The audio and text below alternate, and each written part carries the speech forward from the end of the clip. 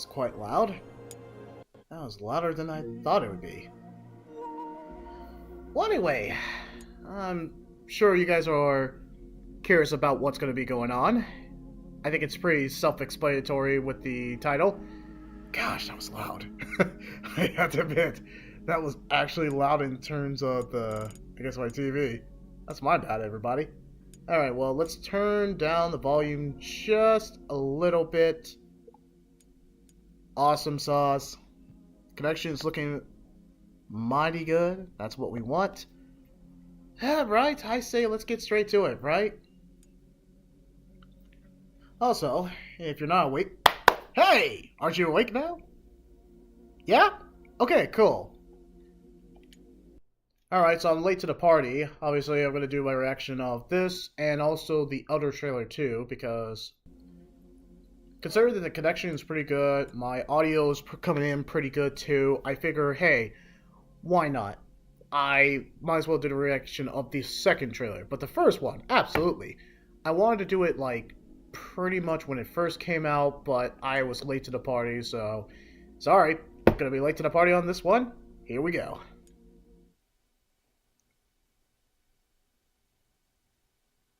I cut it. Well, as you can see from the videos, besides, case in point, Asmongold, I don't know how Luke Stevens reacted. I know people are saying, like, the Xbox Developer Direct was cooking. It was cooking! And, I don't blame it. This guy, Doc Dark, was talking about that this was cooking too, like they were doing well. So, as a result, I have to check it out, because I want to get my reaction. I want to see what it's all about. 703,000 and counting. I know this is 9 hours ago, but hey, let's see what... This is technically the Xbox Developer Direct, so... Alright, let's see what they got. Kind of excited. That's weird. I don't know why I should be excited. Okay, let's actually make sure... I guess on my end, it's in 4K. Looks like I'm going to be finding trailers I like. And also, I'm going to make a note of, like I usually do, of, hey, this is what I gave this out of 10 out of 10, so why not? And if it's that good, like, there's some things from this developer direct that is just killing it. Yeah, I'm going to tell Doc about this, it's the first thing. And then I'm going to talk about it with my wife and be like, babe, I know it doesn't matter, but this is freaking cool. So, let me just make a note of all the trailers. And as Heath Ledger's Joker said, and here we go. Gosh, that was so memorable, quotable. Anyway, all games you're about to see are in development and do not represent final products. Well, yeah, I mean, this is the developer direct. It's not the basically final product direct. Anyway, alright, Xbox, let's see what you got. Everyone's talking about how you're cooking. Are you back again? I doubt it, but hey, whatever.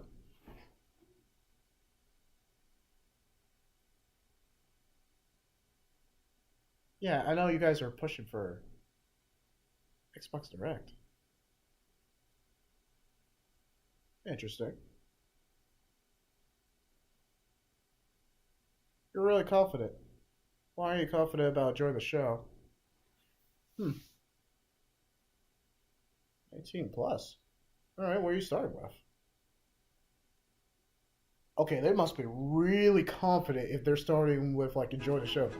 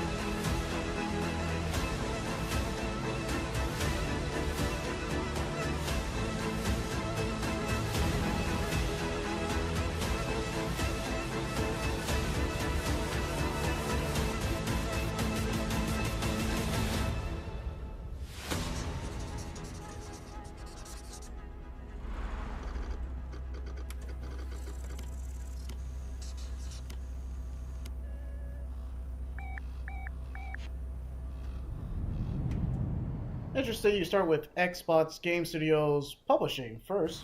Interesting. Whoa! That's Tecmo! Whoa! I recognize that! But with kind of newer graphics.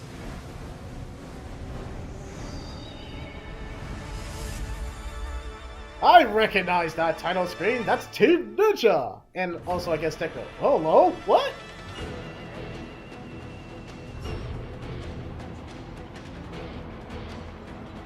Whoa, whoa!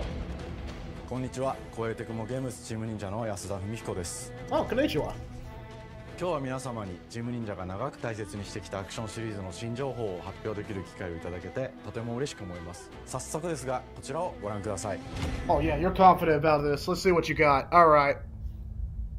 Sorry if I said Tecmo. I should have said Team Ninja. Several years ago, Huh? the Dark Dragon, youngest of the divine dragon gods, wreaked havoc across the world. The plot was ultimately thwarted through the efforts of a sole ninja. Yeah, this is clean. However, the Dark Dragon's husk remained, and from this husk fell an endless downpour of cursed rain. The abandoned Tokyo continues its struggle against chaos to this day. Infiltrated the facility. Commencing mission. Oh snap! Platinum Games too. What a collaboration.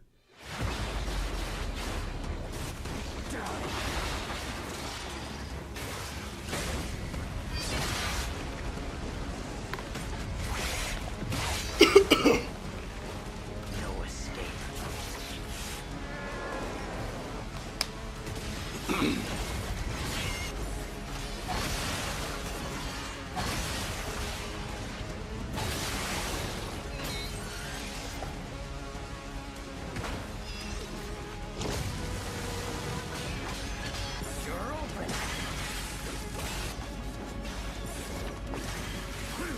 Dude, this is cool.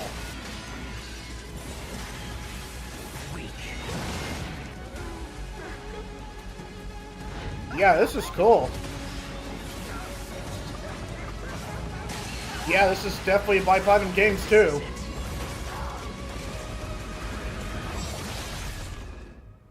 Ryu Hayabusa. Hello. Whatever your clan is plotting, it ends here. Hey, it's Ryu. It's Ryu. Hayabusa. Oh, dude.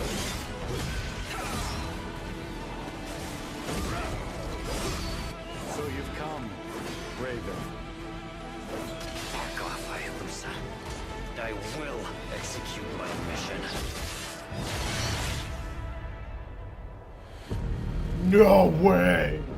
世界中の町人の皆さん、10年以上大変お待たせしました。最強の忍者となり容赦なく襲い来る敵に挑むハイスピードアクション忍者ガイデンのナンバリング最新作として忍者ガイデン4を発表させていただきました。本作はプラチナゲームズさんとの協業で開発を進めています。プラチナゲームズさんのアクションゲームというジャンルにおける実績は言うまでもなく、ベヨネッタやニアオートマタなど素晴らしいアクションタイトルを生み出してこられました。忍者ガイデン4というタイトルを10年以上の時を超えて新たに皆様にお届けするにあたり、より多くの方に新鮮な気持ちでプレイしていただけるよう、新たな世界を新主人公であるもう一人の町人ヤクモで冒険するという形で制作することにしました。 Okay. Okay, I ain't mad. 先ほどご覧いただいた映像の中で竜ハヤブサも登場しておりましたが、彼は今回も物語に密接に関わってきます。なぜヤクモと戦うことになったのか、竜ハヤブサが戦う目的は何なのか、本作の物語の中で展開していきます。任務は必ず成し遂げる。邪魔をするな。物語は黒龍がもたらした正気な雨によって荒廃した首都東京が舞台となっています。この雨は黒龍がまだ生きている証であり、雨が止まない限り東京に安寧は訪れません。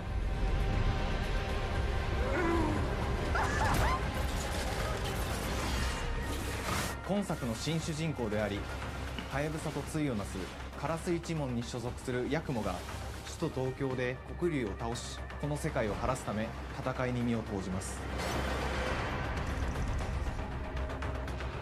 これまで忍者ガイデンシリーズで描かれてきたダークでハードな世界観は継承し、そこにさらに危機を感じさせる要素として呪いやより混沌とした景観のデザインを取り入れています。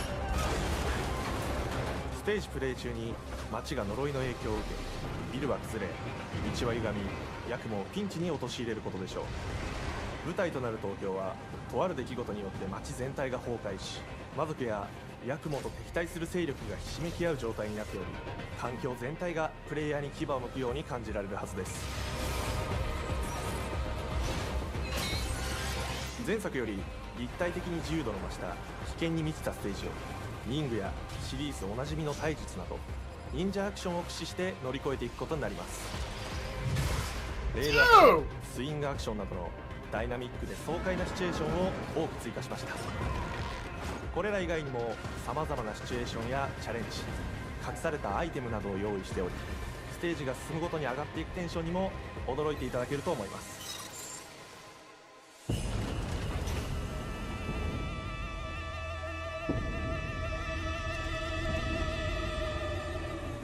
新しい主人公のヤクモは竜ハヤブサに次ぐ新たな町人です。彼にはまだ若さも残っていますが、カラス一門を背負う天才忍者でもあり、忍者外伝シリーズにおける忍者の頂点、竜と肩を並べる次世代の町人たり得る人物としてデザインしています。そんなヤクモの前に立ちふさがるのは、荒れ果てた東京の治安維持組織であり、黒竜の封印を守る竜神島や、現世に蔓延する人ならざる者妖魔、そしてもちろんシリーズおなじみの魔人も登場します。また現時点では公開していませんが、新たなキャラクターやシリーズファンの方に喜んでいただける人物も登場しますので、続報にご期待ください。従来のシリーズからバトルスピードをさらに加速させ、目にも止まらぬスピードで敵との攻防を繰り広げることができます。さらにヤクモが使える新要素、結節忍術ヌエの型を駆使したダイナミックな攻撃によって、これまでから大きく進化した1対他の戦闘を可能にしました。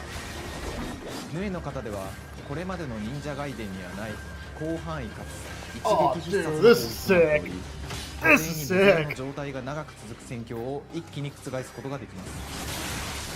もちろん1対1の戦闘における比率付きも健在です。 I'm loving what we're プレイヤ seeing. ー同様、敵もガードや回避をしてくるため、緊張感のあるフェアな戦闘を味わうことができます。 Yeah, this is what we wanted. 敵の動きをしっかりと捉えながら、一瞬の隙を逃さずに攻撃を仕掛けていくことが重要です。ヌエの方によって忍者外伝の I am loving what I'm seeing. さらなる進化を感じられるかと思います。 That is sick. 特にアクションに関しては手触り、バランス調整など細部にわたり日々議論させていただき、会社の垣根を越えた密なやり取りをさせていただいています。本作の主人公であるヤクモは竜とは一味違うアクションを有していますが、その中でもしっかりと忍者外伝らしさを感じていただけると思います。 I 例 imagine. えばカラス、 I ね really.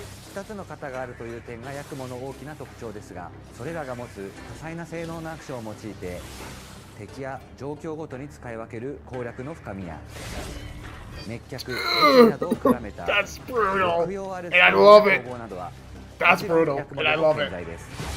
Dude. ヤクモと竜ハヤブサはそれぞれがかなり異なる個性的な遊び心地になっていますので、さまざまな戦闘バリエーションを楽しむことができるようになっています。ヤクモ、そして竜ハヤブサの双方で飛燕、伊豆名落としなどシリーズおなじみのアクションも駆使しつつ、新アクションを織り交ぜた新しい忍者外伝にご期待ください。忍者外伝シリーズに色濃く残っている歯応えやグレードの高いアクション体験の継承、さらに我々プラチナゲームズの特徴であるスピーディーなアクションやダイナミックな演出も取り入れ、進化した正当続編を作り上げるべく総力を挙げて開発を進めております。容赦ない敵とのいかなる攻防にもフェアに戦える手触りをヤクモでも目指しています。皆様に進化した忍者外伝を触っていただける日を楽しみにしています。シリーズファンはもちろんのこと、忍者外伝を初めてプレイする方でも存分に楽しめる作品になっておりますので、ぜひ発売をお待ちください。長年にわたってプラチナゲームズさんと共にまさに忍者のように潜んで忍者ガイデン4の開発を進めてきましたが、ついに発表することができて非常に嬉しく思います。2025年秋に本作を皆様にお届けできるのを楽しみにしています。続報にもぜひご期待ください。 Alright, let's pause for effect. It's coming on the PS5. Okay, so coming to Game Pass Day 1, Xbox Series X and S. Why is there the S still? No, someone explain why. Why the Xbox Series S? I still don't get it. I get PC, and I get Xbox Series X, but what's the reason for S? I seriously don't get it. No, but the PS5. Oh, man. Oh, baby. That's a great start. That's a 9. I'm giving it a 9 out of 10. I have Ninja Gaiden 2 on the Xbox 360, and I have the opportunity to play Ninja Gaiden Sigma. But for the time I got to try Ninja Gaiden 2, it kicked my balls in. And it was tough. I can get through the level, but man, that's a tough game. Understandably. And if you played a Ninja Gaiden game, and I played also the Ninja Gaiden on my Nintendo Switch, the Nintendo Entertainment System. It's not like the hardest, but man, you have to be precise. But Ninja Gaiden 2 on Xbox 360, yeah, that's a challenging game. I accept challenge. I will dive headfirst into challenge for the dopamine level. But Ninja Gaiden 2? Oh, snap. I was like, oh, okay, that's different challenge. That's next level challenge. I am not prepared. And I wasn't. But yeah, Ninja Gaiden 4, 9 out of 10. Great start. Great, excellent start. Okay, I can see why your Xbox is cooking. Let's continue this. Oh yeah. I already liked the video. I already liked it. Not this video, but the Ninja Gaiden 4. We're getting it mainlined. It's been decades. Just like the Game Awards. They're like reviving series that's been dead for almost decades, like Onimusha. Oni freaking Musha is coming back. So is same as Okami, but now Ninja Gaiden's gonna join pretty much series that hasn't seen any game for decades or for years, and now we're getting a proper sequel. Hear that? That's a snap of I appreciate that. Let's move on.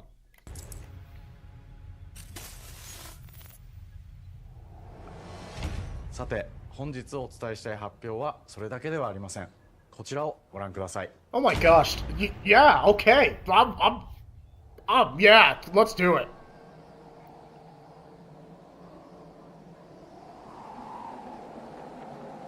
Ryan, we know you're awesome.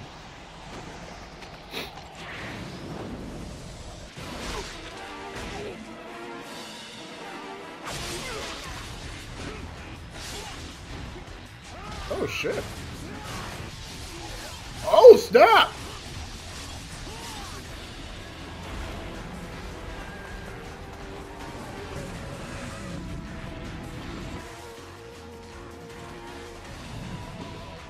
My path leads through the land of the dead.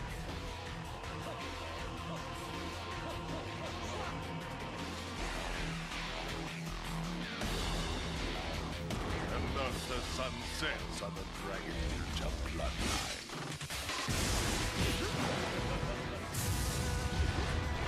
Genshin, go back to hell. All paths before me are cruel and arduous. Our time has come.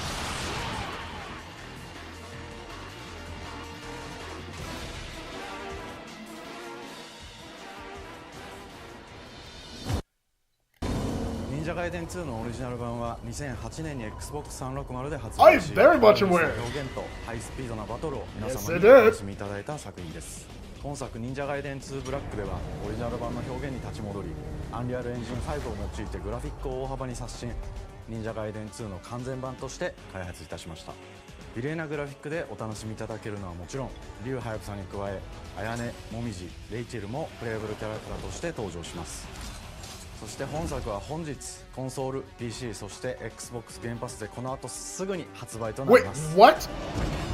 忍者ガイデンシリーズを長年応援いただいている皆様はもちろんのこと、本日忍者ガイデンを知っていただいた皆様も忍者ガイデン4の発売前にぜひ本作をお楽しみください。今年はチーム忍者創立30周年の節目に本日発表させていただいた忍者ガイデン4を含め2025年は忍者の年イヤーオブザ忍者となります。True words. 忍者ガイデンシリーズの展開にご注目ください。本日はありがとうございました。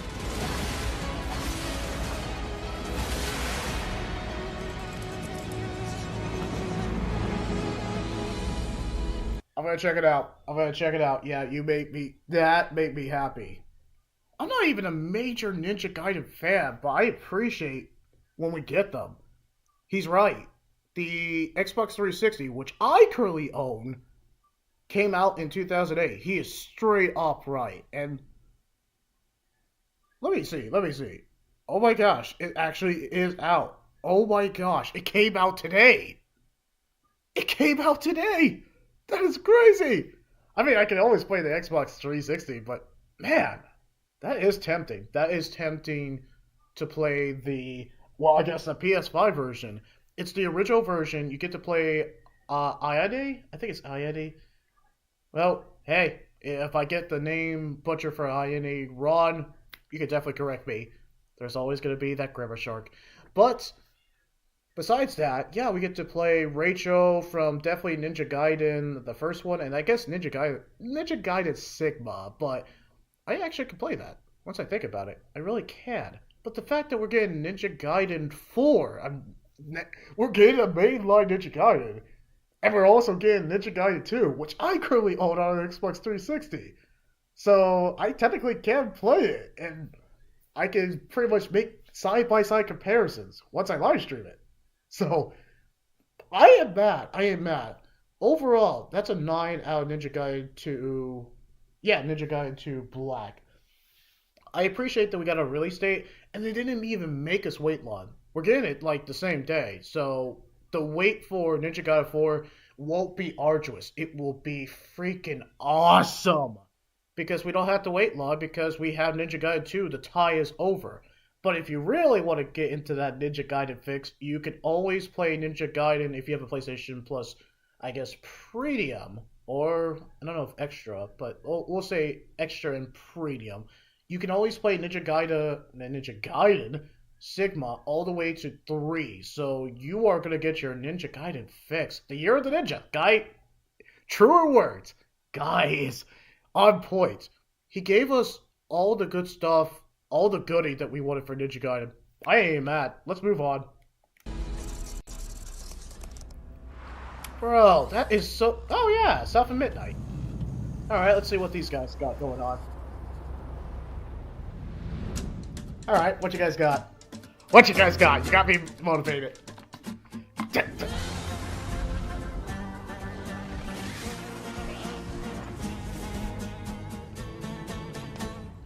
I'm not even mad. This looks... Hi, and welcome to Compulsion Games here in Montreal, Canada. Oh! At our studio, we care about world building, and we treat the setting almost like a character of its own.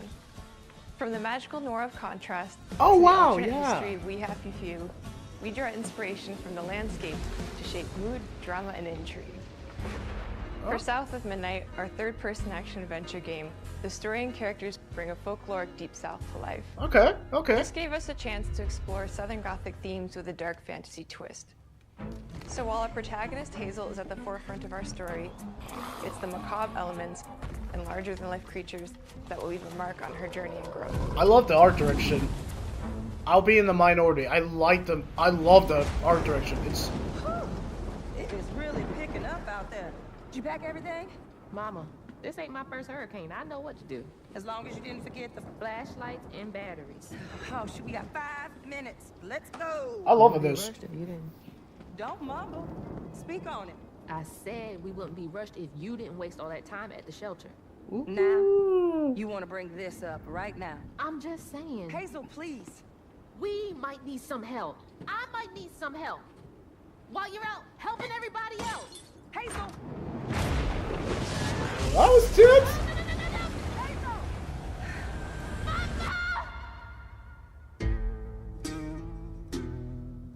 Hazel may start her journey as a typical 19-year-old, but Disastrous events will push her into a darkly magical world where she'll learn who she really is and how to tap into weaving. An ancient magical power that redefines her trajectory in life. I ain't even mad. I'm enjoying this. The land itself chooses Hazel as a weaver. Someone who can see beyond the surface and tap into a deeper reality, the grand tapestry. Weavers can see the fabric binding our worlds, connecting people, nature, and echoes of the past. Keep those hands to yourself. Hazel can perceive both the mystical strands and stigmas in the world. Through her newfound power, she reweaves these stigmas and mends the afflicted creatures she encounters. As Hazel discovers her power, the world gradually shifts into the surreal, revealing that creatures from the old folktales actually exist. You up here, my salvation. Among them is good old Catfish, the storyteller who becomes both the guide and companion to Hazel across the game. It ain't every day I hear about a new weaver such as yourself. Would you kindly do your weaver thing and help me down? Meeting Catfish marks the true beginning of Hazel's journey. All of Hazel's arsenal and powers are designed around textile crafting and traditional spinning wheels. Her weapons include a spindle, 2 weaving hooks, and a distaff. Her magic abilities manifest with supernatural lace-like patterns, blending the traditional craft with mystical elements. Hazel engages with the world through a variety of movement abilities. Those abilities also help Hazel progress on a journey. As her journey unfolds, Hazel will master new weaving abilities, using them to traverse the world, conjure objects, and confront adversaries. Combat is about understanding and adapting to different enemy archetypes known as Haints, the manifestations of corruption Hazel encounters. These Haints trap Hazel in combat until she unravels them, destroying them in the process. Each Haint has its own unique moveset, strengths, and weaknesses that you'll need to learn and adapt to. For example, the slug burrows on the ground and unleashes devastating strikes from afar, while the Ravager closes the distance with chilling speed. Hazel can counter these threats with agile melee abilities to execute powerful combos, jump attacks, and charge attacks. But close combat is risky and can backfire because Haints have powerful defensive abilities. Mastering your magical skills becomes the key to gaining the upper hand in combat. Push, pull, and weave are some of the spells at your disposal that give you a tactical advantage during a fight. Timing is everything. Pull distant enemies close to start melee combos, push them back to interrupt and stun their attack. Then press the advantage with follow-up strikes. Spells interact uniquely with each enemy type, creating dynamic combat scenarios. Especially when facing multiple types of opponents at the same time. Once near death, enemies can be unraveled, breaking their core and setting them free of their corruption, which has the added benefit of providing health boosts and reducing ability cooldowns. If you play your combos right, you can enhance Hazel's combat readiness and keep on chaining her abilities. As Hazel progresses in the game, she unlocks new moves and improved abilities, and you'll have to decide which areas to prioritize. The upgrades will change how you approach combat, like enhancing area effect attacks, or refining push and pull skills to improve precision and make them feel more rewarding. The combat system is fast and responsive, built around chaining attacks, landing precise strikes, and unraveling enemies. You mind if I take a look around? You can see every place old Molly terrorized and more, now for the low, low price of $1. In Hazel's search for her mother, you'll explore multiple regions, each ruled by a mythical creature with their own Southern Gothic history. You'll gradually uncover the backstories of these beings, once human or animal, who were transformed by tragedy, their secrets waiting to be discovered. As a weaver, Hazel heals these creatures by collecting fragments of haunted memories. We call these echoes, which reveal each creature's past. Hazel must experience these echoes before she can mend them. What kind of person would do that to someone? We design each region to reflect the creature that's been doomed to wander it. From the atmospheric environment to teams composed for each one. While not all encounters lead to direct combat, Eizo will need to face mythical creatures in epic confrontation before she can heal them. Our boss encounters and gameplay sequences also reflects the uniqueness of each creature, with distinct mechanics that center around a specific thematic. Oh my gosh, I really like this art style. I love it. As the encounters progress, the musical theme builds up, cranking the tension alongside the fight. Oh, that's cool. I like that feature. It's Two-Toed Tom or Hugging Molly. Each of these larger-than-life creatures is inspired by Southern folklore and lead to climactic battles. Dude, I ain't mad at all. We got a long journey ahead. South of Midnight unfolds as a hero's journey, and as Hazel, you'll travel through a tapestry of Saturn-inspired landscapes. Oh my gosh. From abysmal swamps to flooded farmlands to the Appalachian peaks. In our magical South, decaying buildings reclaimed by nature stand moments away from a hungry Rugal. And as Hazel delves deeper, reality bends ever more toward the fantastical. The history, landscape, and folklore of the American Deep South fill our world, and our team has infused the game with thoughtful details and environmental storytelling, like our bottle trees and haint blue porches, which are said to ward off evil spirits. The weight of the past emerges as central themes, which you can see through old abandoned buildings and businesses struggling to survive. As you explore, you'll meet locals who stayed behind even in the face of a hurricane. Okay. So I'm the last person left here. All those damn haints. This part of the river's filthy with them. Artistically, we're staying true to our Moody Compulsion signature style. But this time, we're using a handcrafted approach inspired by stop-motion animation, which allows our team to bring a distinct personality and tone into every prop and character. Because this folklore is open to visual interpretation, we embrace the freedom to reimagine these creatures and their stories, to adapt how they look, and to craft our own version of a fantastical Deep South. No, this is a smart move. I actually am on board with that. I'm so on board. At Compulsion Games, we love to craft around central themes. Okay. We're lucky to have talent across all our disciplines that collaborate to give South of Midnight such a unique personality. We hope you enjoyed this deep dive into South of Midnight. We're thrilled to announce that the game will launch on April 8th, and pre-orders are now available on Xbox and Steam. Oh my gosh, we're actually getting a release date. What? Oh snap. Okay. I mean, come on, let's face it, even though it's coming out on Game Pass, Xbox only so far at PC, all the Xbox games, like Halo, for example, is coming out on PS5. Now, I absolutely am aware of Halo is coming to PS5. And pretty much Gears of War is in talks about coming to PS5, along with majority of them. So, Xbox, I ain't even hating. I mean, but you can't say that you're going to be Xbox anymore if your games are going to come to the PS5. What's Halo and Gears of War on PS5? Let's face it, you're not Xbox anymore. You are now a third-party publisher. And I've seen too many videos saying that Xbox is dead. I don't think Xbox is dead, but they're clearly going a new direction of, we do not give a shit. We are going to make our money whatever means necessary. And if we have to give our games to the competitor, so be it. And Xbox, I'm not even mad. If it kind of puts food on the table and keeps the lights on, yeah, go ahead. Alright, so what do I give South of Midnight? I'm sorry if I keep stopping the trailer each time. I kind of want to just get my short thoughts on it. 9 out of 10.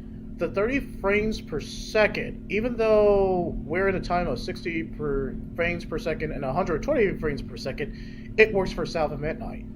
Brilliant art direction. Actually, really kind of fantastic. I want to hear it in execution, but yeah, the voice acting's top notch to me so far, but time will tell.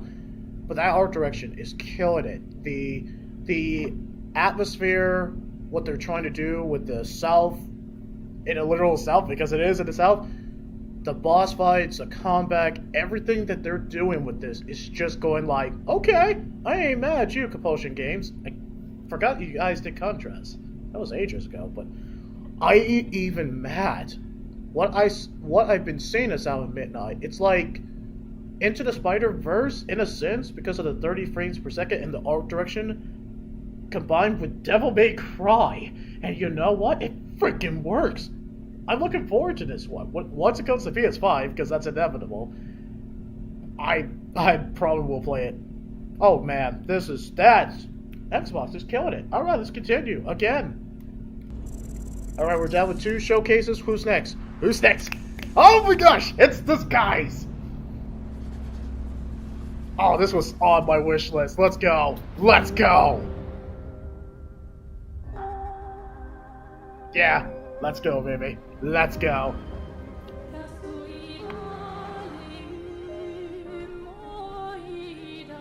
Beautiful music. Bonjour, everyone. Bonjour. We are Sunfall Interactive, and welcome to our Nano. We are a small studio based in Montpellier, France, working on our first game, Clair Obscur Expedition 33. It's a turn-based RPG set in a fantasy version of late 19th century Belle Epoque France. Here we are. Oh, I'm in. My grand adventure in game development actually started as a solo passion project. I wanted to create something like the JRPGs with turn-based combat I grew up with and loved, but that fully leveraged the latest tech, refreshed the genre with new features, and took place in a compelling world. I knew I needed help to realize my dream. First, I turned to a programmer I knew would get it. Guillaume and I started trading ideas right away, and that quickly turned into trading files back and forth. Soon, I was creating the first prototypes of the reactive turn-based system, combining real-time offense and defense element, and a cinematic battle camera system. Things really clicked when we tested the first version of those features. We felt we had something both challenging and fun. As Tom and I went back and forth and iterated on game elements, a vision started to come together, and I shared it with an old friend from university. Guillaume and I are both passionate gamers, and when he described the project, I quit my job the following week and joined the team without hesitation. Big because risk. I believe that in video games, success always starts with a strong creative vision. And we had that, defined by 3 core elements. Okay. A story with great emotional depth, gameplay that innovates on the classics we love, and a world that is completely original, beautiful, and immersive. We founded Sunfall Interactive on these tenets. A group of friends with a shared vision and the drive to make something great. Alright, you guys got me so. This too is your legacy. Yeah. True, every great RPG is a compelling story. And Guillaume and I spent 4 years intensively developing and refining ours. And that started with the hook. It's gonna pay off. I hope it pays off. 7 years ago, a massive slumbering paintress and a monolith appeared with no warning. Once a year, the paintress wakes and paints a number on her monolith, and everyone who has passed that age is erased. Every year, that number ticks down, and everyone dies younger and younger. Expeditions depart to kill the paintress, determined to fight until their final breath, but none have ever returned. Our story follows Expedition 33. Expeditioners, we honor your dedication. Guillaume and I knew early on that we didn't want to focus on good versus evil. What's interesting to us are people who, yes, are flawed, but who care deeply about each other. And conflicts arise because they have different perspectives on what needs to be done. I'm sorry about earlier. We wanted our story to feel dark and mature, with adult characters who feel like real people with real experiences. Yes. I'm always missing something that everyone else just gets. The heart of the story Yes! is about overcoming an existential threat while struggling with loss and grief. And it's rooted in the characters' relationships, both to each other and to themselves. What are we gonna do, huh? Tell me. What are we gonna do? In a world like this, how does one stay hopeful or make peace with their fate? What duty do we owe to each other or to ourselves? These questions are deeply personal to me, and they permeate the story behind the story. Know that Lumiere fights with you. Tomorrow comes Expedition 33. The characters all have their own motivations and perspectives. Gustave and Lune are deeply invested in the expedition, even if they fight all the time. To them, the mission is tied not only to their family, it's central to their identity and purpose. Protocol doesn't cover every contingency. You know that. Contrast that with Ciel, whose darkest days have already happened. What are the stars whispering to you? Actually, I'm the one whispering to them. It's something my dad and I used to do. And Maëlle, who cares more about really living her life, not just living longer. Gustave, are you real?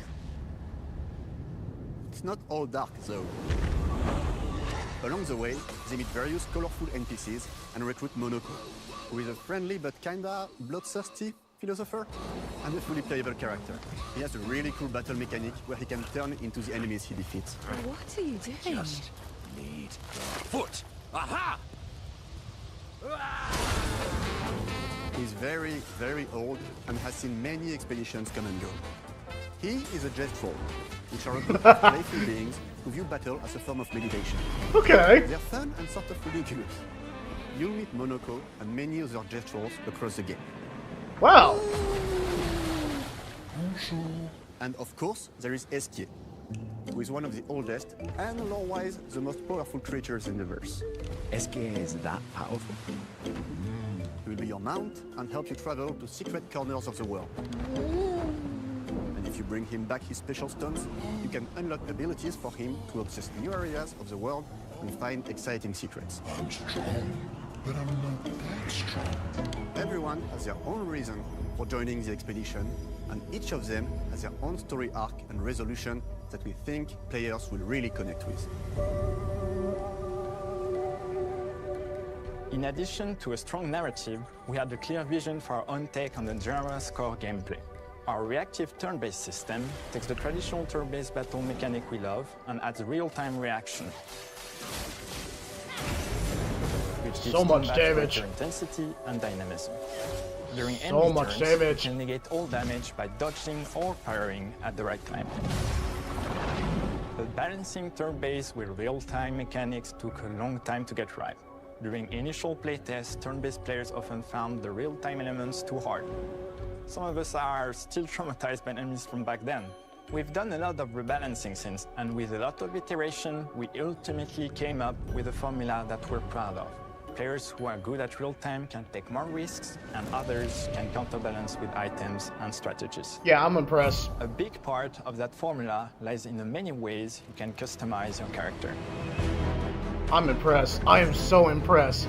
We spend a lot of time designing each character's unique mechanics and their custom skill trees. Our philosophy is making every type of playstyle viable so that everyone can have fun with how they play the game.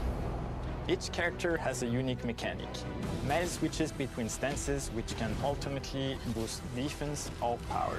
I personally like to make Maëlle the protector of the group, but I'm pretty much the only one at the studio who plays her that way. Most people play her as a glass cannon with Gustave's complementary skills. The characters can also equip hundreds of passive effects, which in our game are called Lumina. Every character has more than 20 unique skills in the skill tree and hundreds of passive effects they can gain through Lumina and weapons. So there are a ton of builds and playstyle to explore. Needless to say, we can't wait to see how you choose to play and what kinds of build you'll design that we probably never even imagined. I'm gonna have magic user, tank characters, and all around. Oh, dude, you guys already impressed me. Our story is set in the French fantasy world, and I was really excited to design something unique. Every level has its own color and texture identity.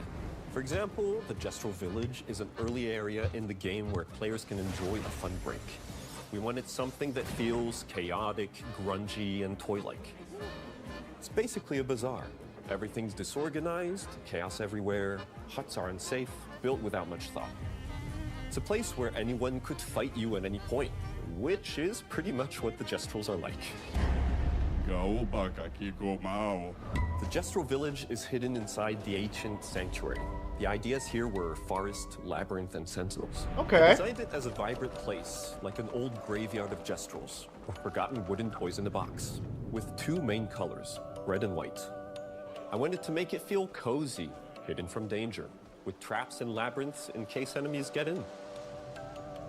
Same process with the characters. Minoko came in a single concept. I thought of a monkey-like body, white fur with a black and red flat mask. Ladies, could I? Ow! Definitely a Jestral. For Eske, we needed a cuddly companion to take us around the world. I thought instantly of a giant inflatable balloon and old Victorian pillows with many intricate motifs. We start with the core themes and ideas, and the visuals grow organically from there. From the very start of the project, there was one thing that we absolutely wanted to bring back from older JRPGs. A feature we really loved, but is very rare these days. A completely 3D and navigable world map. Yes, we've got a world map. Oh, that brings me back. It was back. a real challenge to create, both artistically and technically, and it ended up a lot bigger than we expected. You'll definitely need Eske's help traveling around. Here we go! We're super happy with the result, though, as there's a lot of side paths and entire hidden levels. If you want to fight the toughest bosses of the game, you will have to explore. Good luck.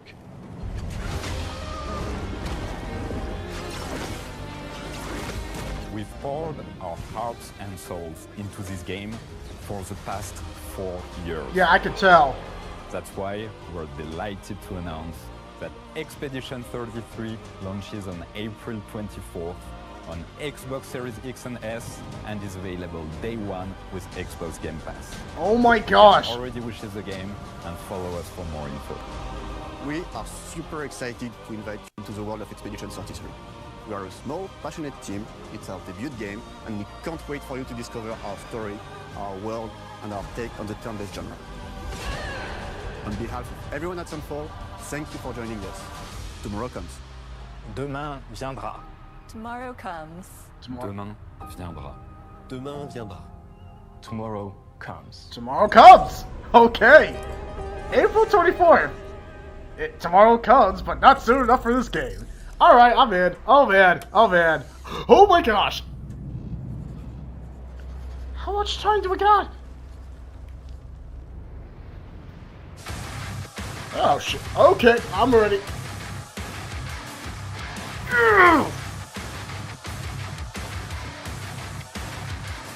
The game we all been waiting for.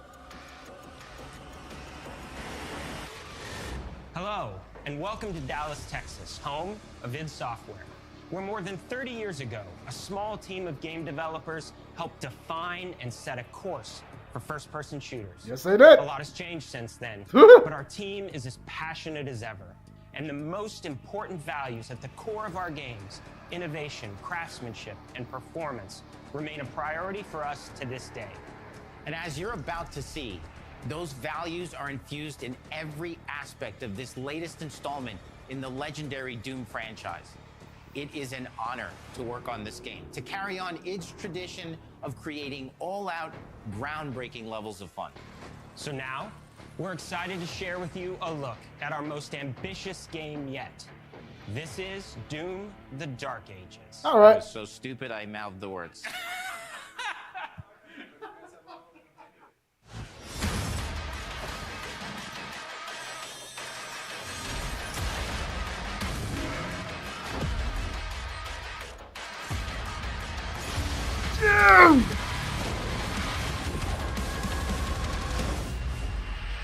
In Doom: The Dark Ages, you will feel like the superweapon in the center of a medieval war against hell. That's what we want. Set in a cinematic sci-fi fantasy world full of locations to explore, powerful weapons to unlock, That's what we and want. enemies to conquer. This is a prequel to Doom 2016, and that's given us the opportunity to reimagine every aspect of this experience. So if you're new to the franchise, then Doom: The Dark Ages will be the perfect entry point into the series. And if you're a longtime fan, then you'll be proud to see, in a lot of ways, the feel of the game is really a return to form. So let's break it down, starting with the combat. In Doom Eternal, you felt like a fighter jet. In Doom: The Dark Ages, you'll be an iron tank. Oh, okay. strong, but still fast. A grounded combat system with an emphasis on power over the acrobatics of Doom Eternal. Yeah. A balance between enemy projectiles and player movement speed that makes strafing to aim. What is going on in the background? Just like in the classic Doom games. But it's not all about nostalgia. Innovation is the goal, always. And so for Doom: The Dark Ages, it's an all-new world with new tools and new mechanics to master. Let me introduce you to the Shield Saw. The Shield Saw is pretty fitting. Parry. Parry's always on. Dude! All from one input. Dude! It's contextual. Tons of depth on a single button press. Oh my gosh! Want every Doom game to stand on its own as a unique experience. So in 2016, we asked you to run and gun. Oh, I In run. Doom Eternal, it was jump and shoot. Yep. And in Doom: The Dark Ages, you're gonna stand and fight. I want it. We all want it. And the Shield Saw will give you the strength to go head-to-head with some of the biggest, baddest demons we've ever created it in. I want it. But that's not all. Because if you're gonna stand and fight, then you gotta have something to follow up that opening parry with. How about an iron flail? Yes. Or maybe an electrified gauntlet? Yes. Or even a Doom spiked mace? Yes! That's right, we have 3 melee options that are part of a melee system. All on one input, complete with combos and upgrades. And it's totally awesome. And you can finish off the demons now with an all-new, unsynced, completely in the player's control glory kill system. From any angle, in and out, as you see fit. And it feels amazing. You'll feel unstoppable, smashing your way through the horde with total freedom. Dude, you already sold me. And that seems like a ton, but that's just 2 inputs. We got one more really important button that we haven't talked about. Alright, what's up? The trigger.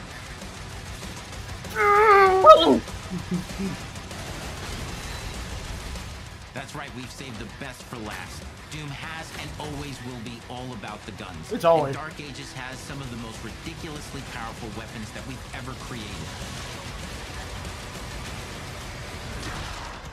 Mean. Ancient. Brutal torture machines built to butcher, impale, and shred the minions of hell with. Only in Doom. That's the mission statement for the design of these never-before-seen, insanely fun-to-use tools of mayhem. That's where that only the Slayer has the power to wield. So let's take a look at some extended gameplay footage and see how these medieval mechanics synergize with the enemies and the environments to form the new combat loop for Doom: The Dark Ages. Words to live by. Words to live by. I'm so. Let's freaking go.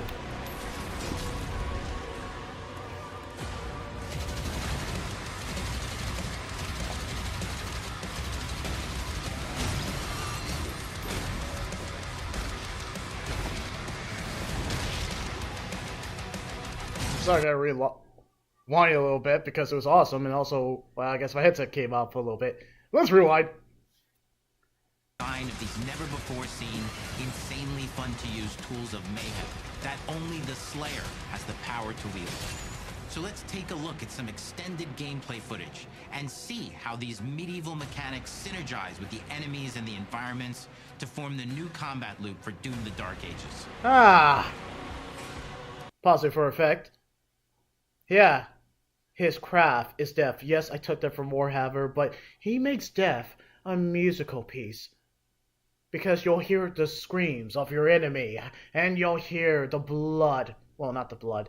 You'll hear the screams of your enemy, and you'll also hear the screams of the Doom Slayer. Sorry, had to do it. Let's freaking go.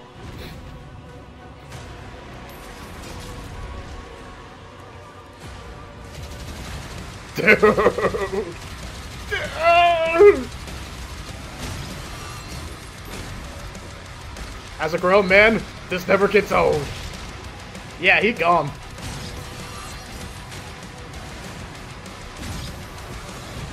What? That's new.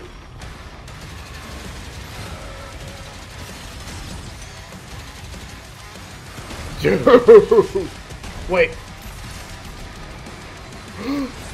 that the super shotgun? No. Wow. Rip and tear until it's done, indeed. Dude! And under the hood, for the first time in an id game, we've made our combat more approachable and flexible than ever before, with a new difficulty system and sliders that will allow players to tune the speed and challenge of the game to whatever fits them best. You can slow things down or speed them up. It's a Doom for all slayers. Yes. Yes. And the game yes. doesn't end with just the Slayer. We finally have for you, you've been waiting for 2 games now, to get in and pilot your very own 30-story Atlan, which is a mech. It's the size of a building, it's powerful, and you can beat giant Titan-sized demons to death with your gauntleted fists. I'm in love. If that wasn't enough, we also have for you your very own fire-breathing, Gatling gun-toting cybernetic dragon. What? Neither of these are one-and-done features either. They have a full suite of abilities and even mini-bosses. The spectacle is epic. The Power Fantasy is unlike anything we've made it in. What? And the combat systems behind these features are deep and tons of fun. Dude! And as cool as all that is, we know that fans of single-player action games expect more than just great combat to pull them through the experience. So we're excited to share with you not just the gunplay, but the world of Doom the Dark Ages. Yeah, alright. Alright. Your hero's journey will take you to the far reaches of the Doom universe. Mysterious worlds from the Slayer's past, dark forests, dungeons, ancient hellscapes, battlefields, and worlds beyond.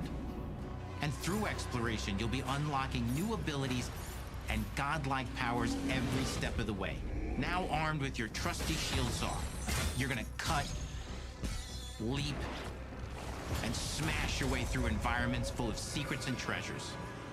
There's always something new waiting to be discovered or destroyed. Ah, classic Doom. Now let's take a closer look at just one of the many missions you'll experience in Doom the Dark Ages. Alright then. In this level, you will meet the enemy at the gates and save a city from certain destruction.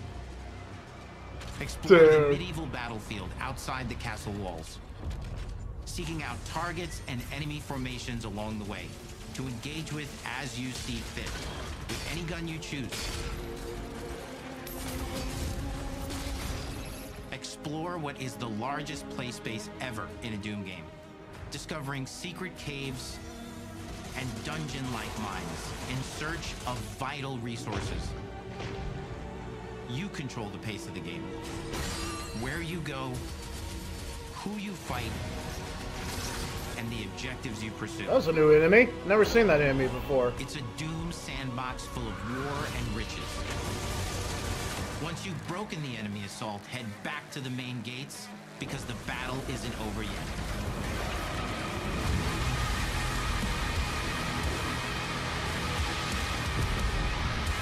That soundtrack is boss. That is one ugly motherfucker.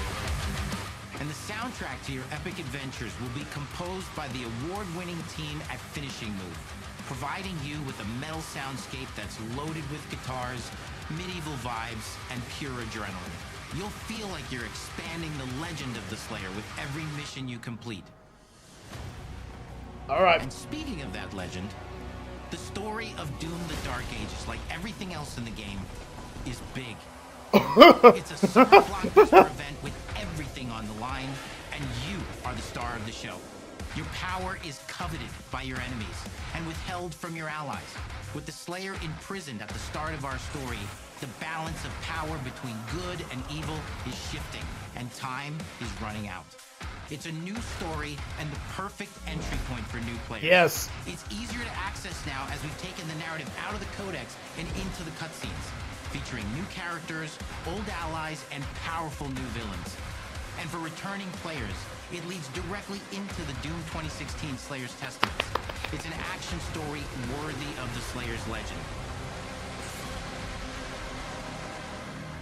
Oh my gosh, this is cool. I've been saying this all... We've got 10 years of making modern Doom games together, and we've done better with every game we've made. The hope with all this, the goal, is to give players an experience that's as fun to play as it was to make. And make something that's good enough to become the best game id has ever made. But that is for you to decide. When Doom the Dark Ages releases... Oh my god!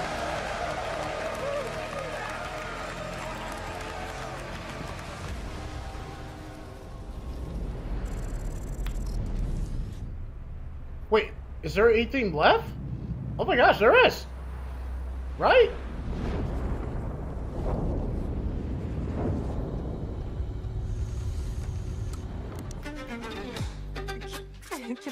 Oh, bloopers. Alright, I guess we'll see the bloopers. You will feel like the superweapon in the center of a medieval war against hell. All of Azel's powers are designed around textile crafting and spinning wheels. The combat system is built around chaining attacks and unraveling enemies.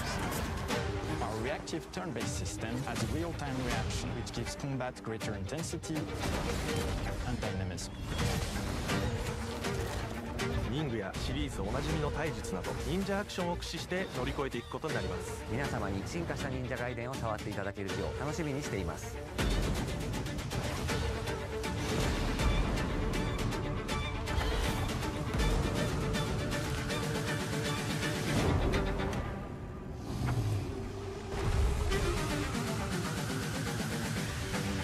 And also coming on PS5. I was honored to watch. Thank you. Thank you for thanking me for watching.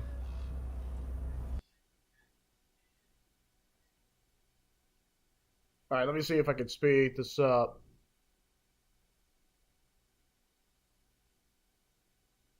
Alright, I think that's it.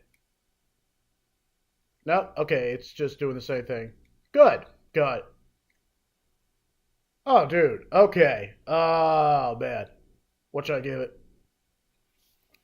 Of course, I liked most of the videos. I loved all the videos. What do I give this out of, like, 10 out of 10? 10 out of 10! I could straight up give it a 10 out of 10. Like, if I had to just do it, like, all of them, like, hey, which one I particularly enjoyed of everything, like, just all the trailers, my favorite was Doom the Dark Ages. You just can't help but love just Doomslayer just doing Doomslayer things. But yeah, everything about that was a 10 out of 10. And Expedition 33. And I'm gonna watch the trailers again, straight up. But yeah, this is something. This is what I want. There's not a lot of like, oh, we're gonna show you a bunch of games like the Game Awards do, but the games that we want, they're not coming out for a while.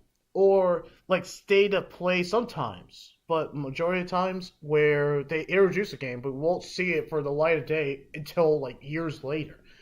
You know what I appreciate about this Xbox Direct, or this Xbox Developer Direct that now I had to actually rename because it's the Xbox Developer Direct. You know what I appreciate about this? We have freaking released it. Besides Ninja Gaiden, what did I say? Ninja Gaiden? Oh, that's weird. Ninja Gaiden 4? I was trying to say Ninja Gaiden 4. Wow. I guess I'm doing my own blooper. We only have one game, and we know it's coming out in fall 2025 because they straight up told us. But most of the games, just kind of looking at this, yeah, this game, May. This game, April. This game, April also. This one just came out today. Okay. But majority of these games, and I appreciate that they just, no bullshit. They just introduce the games. They introduced the games. They showed us why they're passionate. They showed us like, hey, this is why we're passionate about this. This is why we pretty much spent the years on this. We are proud about this, and because we are ready, here's our release date. PlayStation, why don't you have this? Why don't you have these kind of developer direct? I'm cool. I am absolutely cool if we have 4 or 5 games with actual release dates. then that won't make the wait so long. If you release it this is January 23rd, mind you. But if you release a game trailer, a video game trailer, on January 23rd, and your game is coming out May or April, you can wait. There's not going to be any next year bullshit. There's not going to be like, oh, we're going to supposedly release it in fall, but there's that potential that we can delay it. No one likes that. No one likes that at all. I don't like that. I never liked that. But now I appreciate, even if these games are delayed, if they gone gold and they look ready, most of these games that were shown in the Developer Direct are largely ready. This game, they can take their time. Because it's coming out fall it's coming out fall this year. And I'm okay to wait. Because we know they're coming out. And I just don't see these big titles. And I like that there was an assortment of the big titles and the smaller indie titles of taking a risk.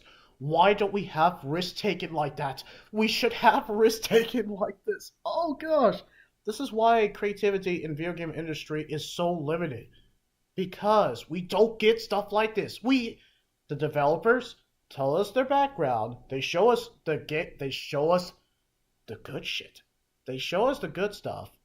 And they show it throughout the whole thing. There's no kind of like, there's not some like CEO or like, hey, we got something next. Yeah. That's why the Xbox Direct last year was cooking. Because they kept the talking to a minimum and showed us the good shit. And they did the same thing. They showed us the good stuff. Yes, they had developers talk, but it's the developers. They should be acknowledged. They should take up the time. They shouldn't wrap it up like the Game Awards. No, these guys absolutely should take their time. I'm watching these trailers again. Why? Because they deserve it. These developers deserve to talk about their baby that they spent years on. They were taking a huge gamble. Or they're not taking a huge gamble. They're doing sequels that we all been asking for. Alright, back to it. Let's watch the trailers. And then after that, we're going to conclude with this video. Guys, I'm hyped up. I am pumped up. I'm hyped. And I'm good hype. Because they gave us games that we wanted. And I'm cool. And there are games that nobody was asking for. Like South of Midnight. Or Expedition 33, I guarantee nobody is going to be like, except if you're a hardcore RPG fan, you're going to play Expedition 33. If you're looking for something like South of Midnight with that art direction, even though it's 30 frames per second, deal with it. You're in. And of course, everyone's going to play Ninja Gaiden. And of course, people are going to play Doom: The Dark Ages. That is the selling factor. That's the money. That's the money. Where the money is coming. Alright. Ninja Gaiden time. Of course I'm going to talk about the trailer. This is my live stream and I'm going to do it. And I'm going to end it like this. Of course I'm going to watch all the trailers. Once I'm going to do that, then I'm going to watch pretty much that Phantom Blade Zero. Because, why not? Alright, let's do this. Oh, bad.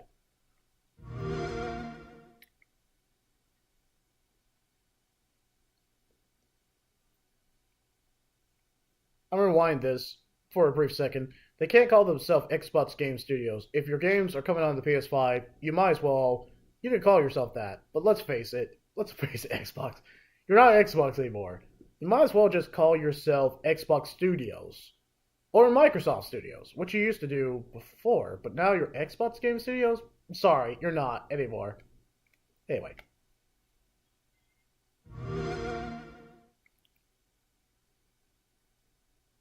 This was a great start. This was an absolute great start to start with this game.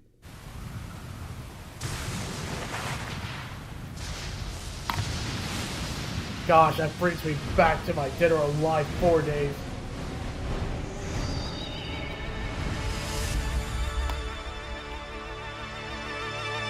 This brings me back so much. I feel old, but man, this brings me back. Several years ago, the Dark Dragon, youngest of the divine dragon gods, wreaked havoc across the world. The plot was ultimately thwarted through the efforts of a sole ninja.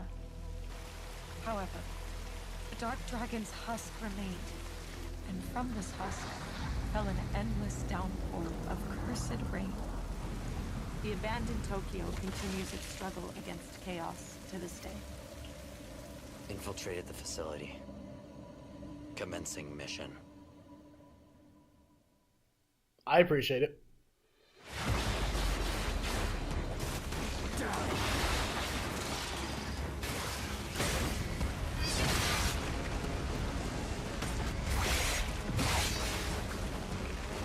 Oh, gosh, this is unrelenting brutality, and I love it, dude. Especially that. Yeah, this feels like Platinum Games too.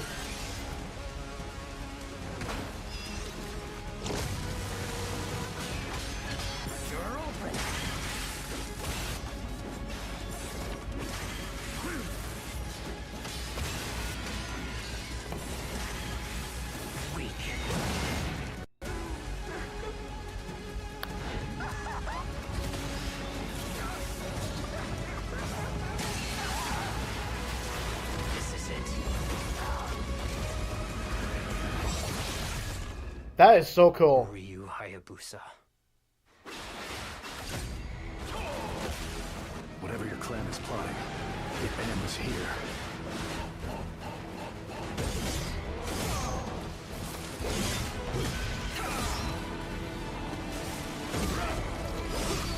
So you've come, Raven.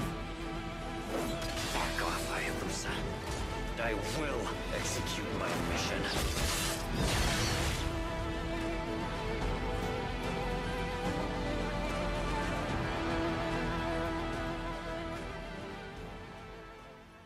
Play it day one with Game Pass.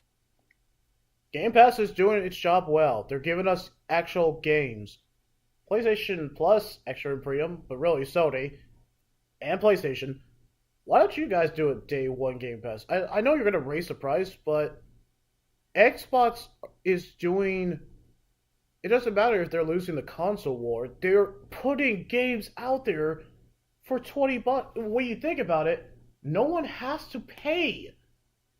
They get to try the game for a good while. Actually, for I don't know how long they can try, but if you have games like this and Doom Dark Ages, yeah, come on, PlayStation.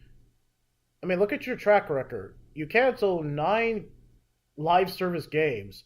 And along with that, you also put out Concord, which was a flop. And you put Helldivers 2, which that was lucky, and you know it. I want to play Helldivers 2 if it ever comes to PlayStation Plus Extra and Premium or Essential. Why couldn't they put that on Essential? Why did they put Suicide Squad, a dying live service game that is going offline?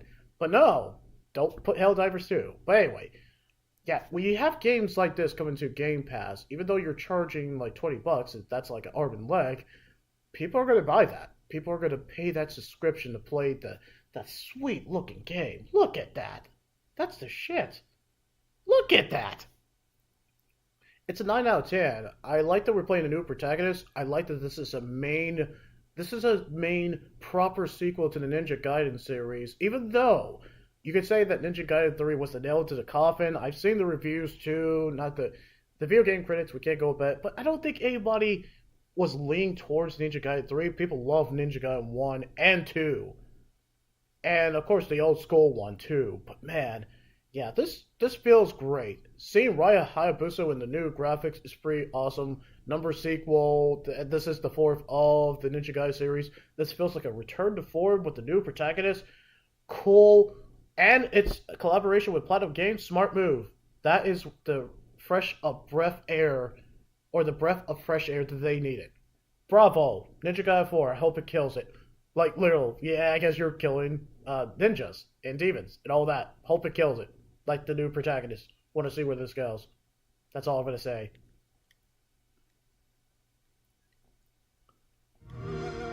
Alright, I like this one too. Because I played it, so I haven't beaten it, but I have played it, so I'm cool to come back to this again. Dude.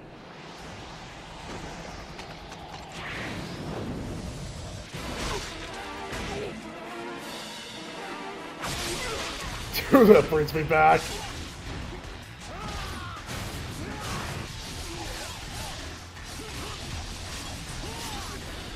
gosh, it's so bloody. And that's accurate.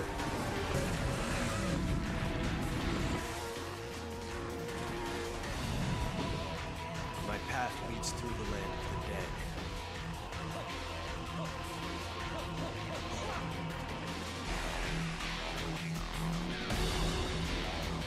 And thus the sun sets on the Dragon Ninja bloodline.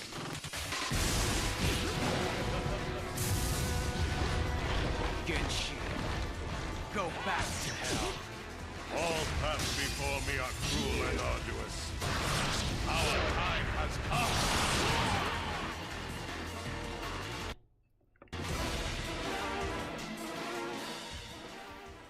I'm not even mad. And I was saying that a lot in terms of the walkthrough. I'm not even Play mad. it now with Game Pass. I don't know.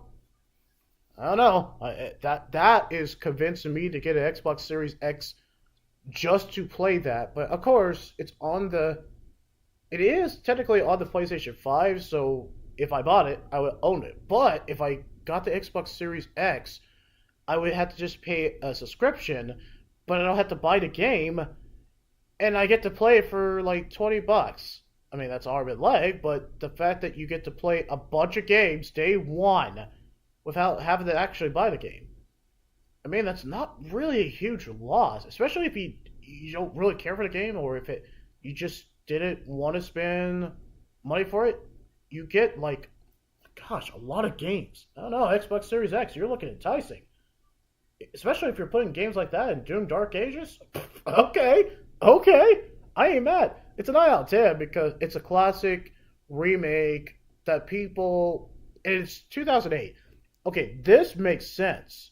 It's 2025. This game came out in 2008.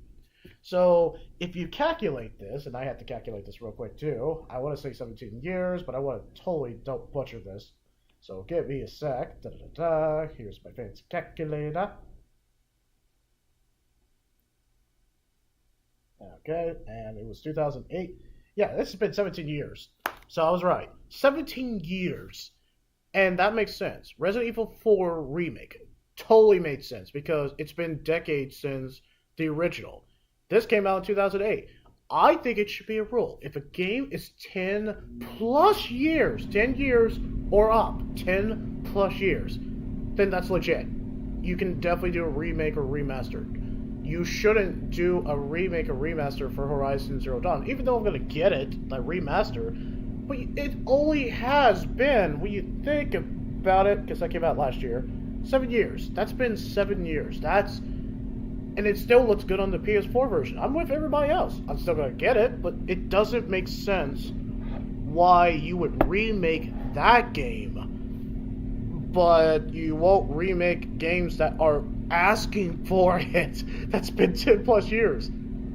Yes, remake and remaster those games. And Ninja Gaiden 2. Call It in Black? Smart. I think that makes total sense why you should remake that.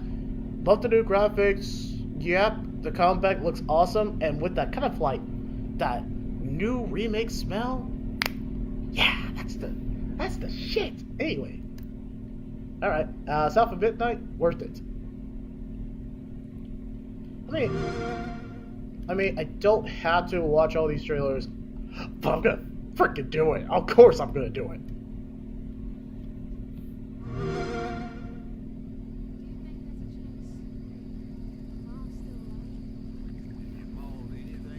Oh, sorry, wrong trailer. Wait, was it that trailer?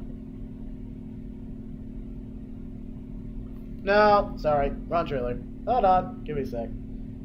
I gotta make sure I picked the right trailer, but, you know, I've been watching a lot of trailers. So, let's see. Okay, it was the story one. Yeah, that's my bad, everybody. Okay, give me a sec. Let me just like that one.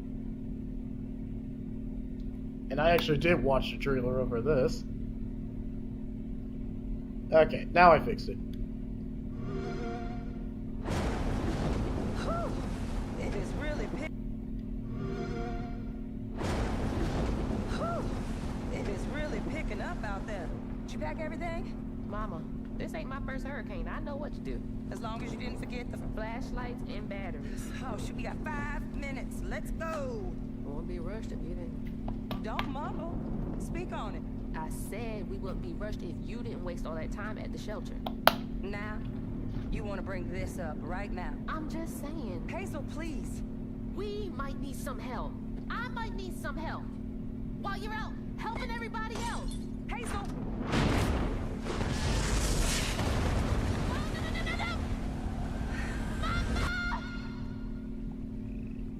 Awkward.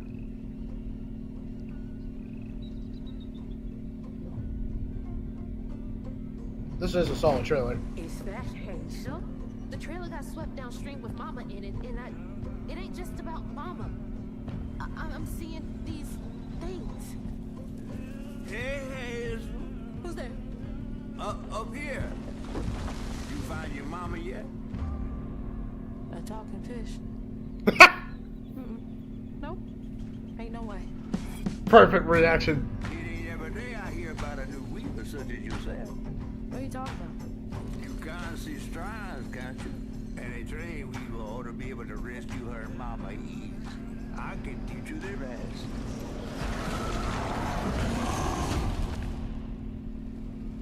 This better work. I love this trailer.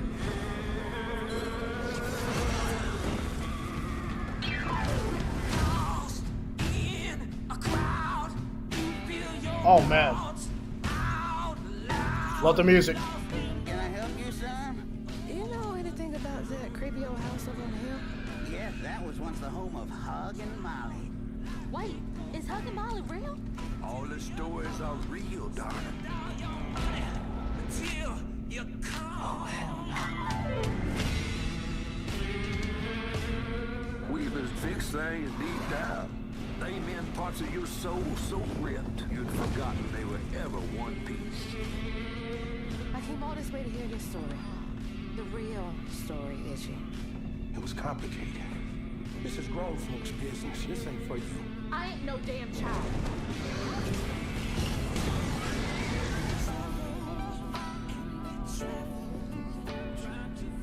Then you're welcome to try bottling up the pain. But the roots of this trouble go deep. Oh dear. You've been keeping secrets.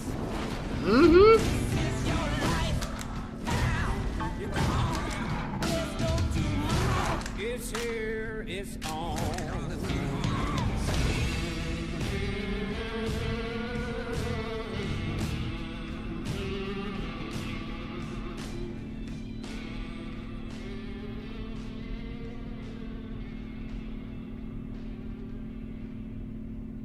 All right, yeah, man, I look forward to it when it comes to PS5. But hey, if I drop, man, let's say I get an Xbox Series X in the future. No, I'm not settling for the S. Are you serious? If I'm going to get the next console for the Xbox, since Microsoft just doesn't really care about their console, but if I'm going to drop money for the Xbox, I'm going to get the most powerful console of the Xbox until they give us a new one.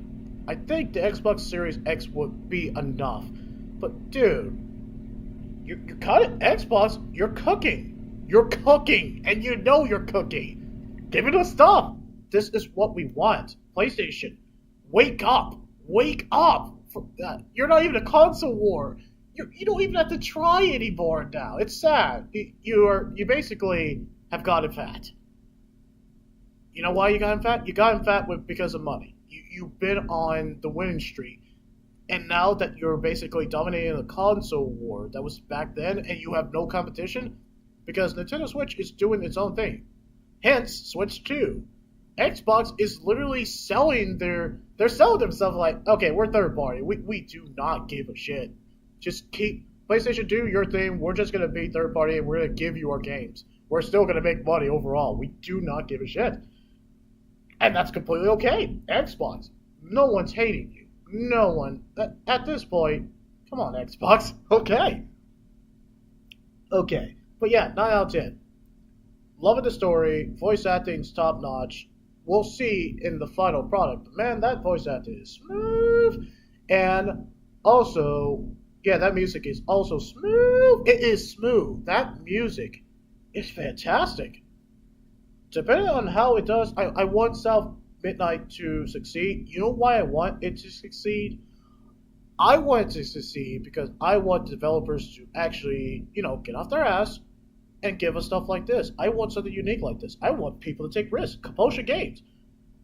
I didn't know you were capable of this, but man, you guys got cojones.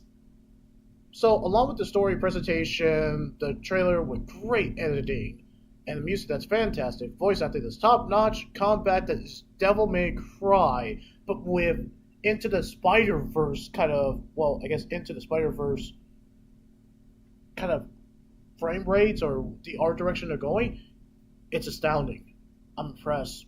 Every time I'm seeing this, I'm glad I saved it on my like list because, man, that was almost a 10. I will give it a 9 because I had to see the final execution. But what they showed us in terms of the gameplay, dude, okay, I'm excited. I wanted to do well. It was that hidden gem that I was like, okay, I gotta see the gameplay because they showed us like a CGI trailer, which doesn't mean dick at all. But once you show us the final product, I will be a happy camper. And I'm certainly be a happy camper. We didn't even have to wait that long once we got more news last year. I'm kind of glad it's coming out. Well, how about that? Wasn't expecting it. I'm impressed. Alright, and this is my second favorite trailer because, of course, it's going to be Doom Dark Ages. Alright, I know I went over an hour, but guys, this is my live stream. And since it's my live stream, dude, I'm going to be talking about these trailers. Because I was impressed with Developer Direct. It was my favorite Direct so far. It deserves a 10. It gets a 10. It cooked. It freaking cooked. And I'm proud to say that because I was an Xbox guy. I mean, I am still, but let's face it. Xbox is doing their own thing. They're not Xbox anymore. But am I still a team Xbox? I mean, I will go where the wind says. If they are giving me a game, if there are games coming to your console, then yeah, I'm geared towards you. Alright. Gosh, we have a Nintendo Direct coming out in April. But we have games coming out on the PlayStation and Xbox. We have games. So it won't even feel arduous. What happened 2024? Why did you not deliver on games? Because is it the fact that you are too much banking on the live service game? Anyway, let's watch this next trailer. Rated mature. Dude. Rated mature. Alright, let's do it, baby. Let's do it. I've been having nightmares. Being out here isn't what I expected.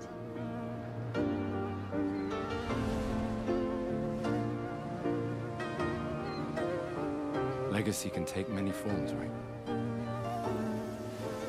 Learn from the ones who came before. I know the trail. The ones who come after.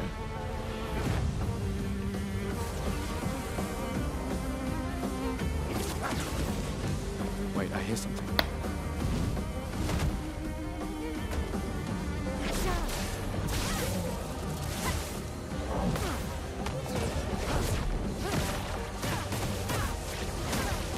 Get ready.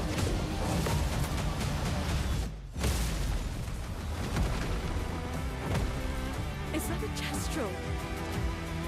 I still can't believe they exist.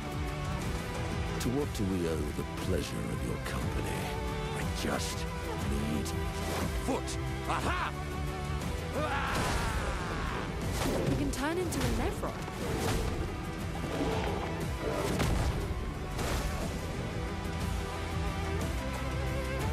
Bonjour, mes amis. We need to cross the sea? Bulger said you could help? All right. Ready to sail like a snail. This is a much better way to travel.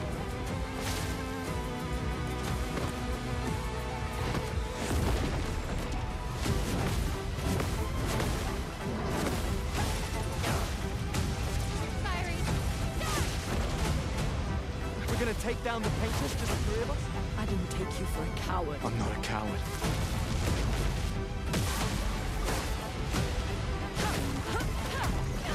Patriots. Awesome.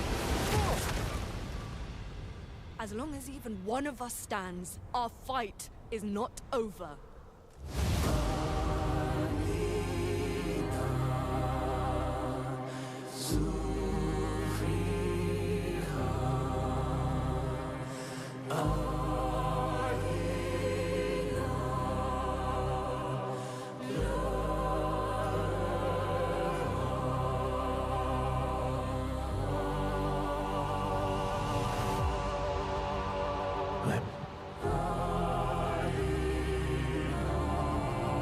So very sorry. My friend. Chills. And Charlie Cox, Charlie Cox. Yeah, you are just gonna be busy. I mean, you're playing Daredevil again, which is pretty much a welcome delight, and welcome back. But dude, you just have a lot going on, dude. You're with Ben Starr, who killed it in Final Fantasy 16. We all know that. But the fact that you're doing this type of role and Daredevil in the same year, is it the year that Charlie Cox? It might be. He's killing it. I can see the trailer. I can see it. I hope Marvel learns from Daredevil Born Again. But dude, Expedition 33. I'm glad we got a release date. It was Shadow Drop. That's what surprised us all, and it looked good. I'm an RPG fanatic, guys. You already know this. If you see me, I am an RPG fanatic, and as an RPG fanatic, I'm excited. I'm so excited. I'm livid because I'm excited. I'm excited. I can honestly say I'm excited. I'm glad that we have a release date. It's a 10 out of 10. The voice acting is top notch still from the very first one. And I think Ben Starr was the main character, the main male character, until they changed it for Charlie Cox. Not even gonna even knock that. I mean, Ben Starr is in it anyway. And we got Charlie Cox. Come on. And we got even Andy Serkis and major actors and actresses. And some unknowns. Unknowns who are giving us S-tier performances. It's a solid trailer. I loved where the story's going. I want to know where they're going with the story. If I had the opportunity, pre-order. But no, it's okay. This is something I can wait. I can wait. And you know, we didn't even have to wait long. This was Shadow Dropped last year. Oh my gosh, this was Shadow Dropped last year. And I ain't even mad. We've been given so much snippets and so much news about it. Actually, news that we were asking for. Everybody wanted that. We were just like, okay, what is this? When we first saw this game as an RPG fanatic, I was like, oh my gosh. I was like, it's changing turn-based RPG, but in a very fresh new direction. I'm not even mad. Voice acting top-notch, story's fantastic. Turn-based RPG it feels fresh, but feels new. And this was Shadow Drop without any news. So I'm like, I ain't mad. I'm not. We need stuff like that. We need stuff like this to be Shadow Drop. If this succeeds, I will be happy. I will be a happy camper.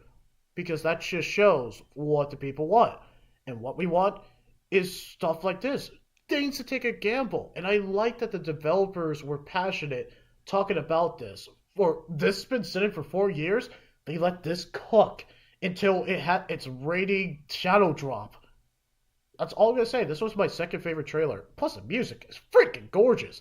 As a music lover too, all the accompaniments that we get from the musical, just every musical piece that leads into the next transition in terms of the next scene, every music fits and it feels so beautiful for every scene. So as a music lover and as an RPG fanatic, it's got my S tier fanatic. I want it to do well. I want it to succeed. I'm going to tell Doc. I'm going to tell Doc if he wants to watch it. He has to watch this one. I think he'll like it. Anyway, on to the last trailer. Well, actually, next to the last trailer. But okay.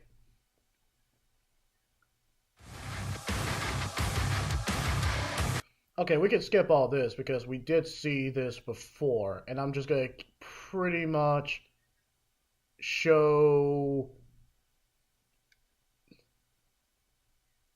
about the guns, and Dark Ages has some of the most ridiculously powerful weapons that we've...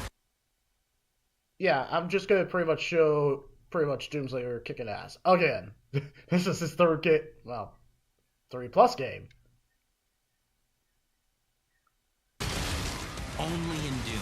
That's the mission statement for the design of these never-before-seen, insanely fun-to-use tools of mayhem that only the Slayer has the power to wield.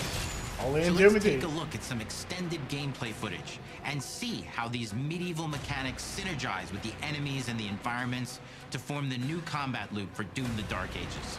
Yes! Show me more! Well, show me what you show me. I'm cool! Rip it tear until it's done, motherfucker! Anyway.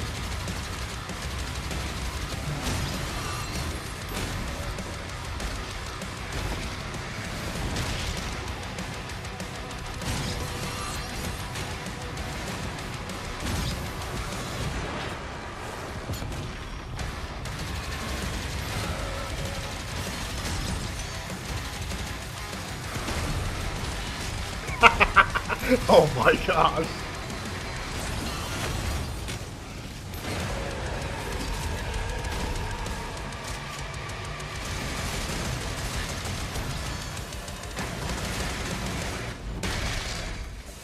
And under the hood, for the first time in an id game, we've made our combat... Yeah. But we already heard this in the direct, so I'm just gonna hurry up. And I'm gonna show you the cool shit. That's all what we care about. Your trusty shields off. You're gonna cut... Anyway, this is the cool stuff. This is the cool stuff. Now let's take a closer look at just one of the many missions you'll experience in Doom the Dark Ages. I look forward to it. In this level, you will meet the enemy at the gates and save a city from certain destruction. Explore the medieval battlefield outside the castle walls. Oh, sorry. Let me get to the cool shit. Hold on a minute. Once you've broken the enemy assault, head back to the main gate. Yeah. Hold on. Composed by the award-winning team at Finishing Move. Finishing Move is got the work cut out for him. Alright, let's see. Let me see if I can get to pretty much the armor that everyone was asking for 2 games. Because, come on, we sold them, but we didn't get to control it. And they were like, okay, fine, you piece of shit. Here you go. I'm like, okay. Power between good and evil. Let me see if I can get back to it. Environments full of secrets and and the gameplay doesn't end with just the Slayer. We finally have for you. You've been waiting for 2 games now. We have! Get in and pilot your very own 30-story Atlan, which is a mech. It's the size of a building. It's powerful. And you can beat giant Titan-sized demons to death with your gauntleted fists. Gosh, I'm in and love. If that wasn't enough, we also have for you your very own fire-breathing, Gatling gun-toting cybernetic dragon. No one was even asking for it. I'm cool with it. Either. They have a full suite of abilities. Oh, who cares? I'm cool with it. The spectacle is epic. The power fantasy is unlike anything we've made it in. And the combat systems behind these features are deep and tons of fun. And as cool as all that is, we know that fans of single-player action games expect more than just great combat to pull them through the experience. So we're excited to share. And now, let's talk about the story. It's got me interested, because I will admit, for playing Doom 2016, and also Doom... I guess I played the original Doom, and I think I played the original Doom, the very first Doom, and played it, and also Doom 2, I think I halfway beat it, but I was still beating it. Doom 3, I played only a few levels, but I have played and beaten Doom 2016, and I have played and beaten it, and I enjoyed every minute of it. Doom Eternal. I still give it 10 out of 10. That is my favorite Doom, and no one can convince me otherwise. Doom Eternal, the single-player campaign, like the main campaign, the main OG vanilla campaign is still my favorite, period. It's still 10 out of 10. Love it every single time. Anyway. With everything on the line, and you are the star of the show. Oh, sorry, I gotta rewind this shit. Here we go. Just like everything else in the game, is big. And cinematic. It's a summer blockbuster event with everything on the line, and you are the star of the show. And that's how it is coveted by your enemies and withheld from your allies. With the Slayer imprisoned at the start of our story, the balance of power between good and evil is shifting, and time is running out. Oh my gosh! It's a new story and the perfect entry point for new players. It's easier to access now as we've taken the narrative out of the codex and into the cutscenes. Smart. Featuring new characters, old allies, and powerful new villains. And for returning players, it leads directly into the Doom 2016 Slayer's Testaments. It's an action story worthy of the Slayer's legend. And that's how we're gonna end it too. That's smart. Because I was playing Doom 2016 and Doom Eternal. Yeah, I kind of... Nobody wants to read all the text. It was interesting story text from the codex. Mind you, from Doom 2016 and Doom Eternal, if you spent the time. But it takes so much time that not everyone has time to read all over the codex. It reveals so much about the backstory. But I like that the story is now going to be front and foremost. It's going to be center and front. I wanted that. I wanted that so much. And Doom Dark Ages checks all the boxes. Badass, we get to control a Pacific Rim Altia that we seen in Doom Eternal. And I guess Doom also 2016, but don't quote me on that. But we seen it. I wanted to control it. I was like, what is the story on this? I want to see how this controls. And they were like, here you go. Now stop asking. Okay, we're cool. Fire breathing dragon with Gatling gun. We also... No, I don't think anybody was asking for it. I was cool with that. I enjoy that. And a story that's front and center. Okay. Yeah. Oh, man. It's delivering. It's delivering, and it's coming out in May. Why? Why so soon? Please don't be delayed. I wanted to do well.